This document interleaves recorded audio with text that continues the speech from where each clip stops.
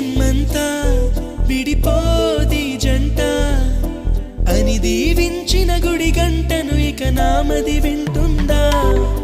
నా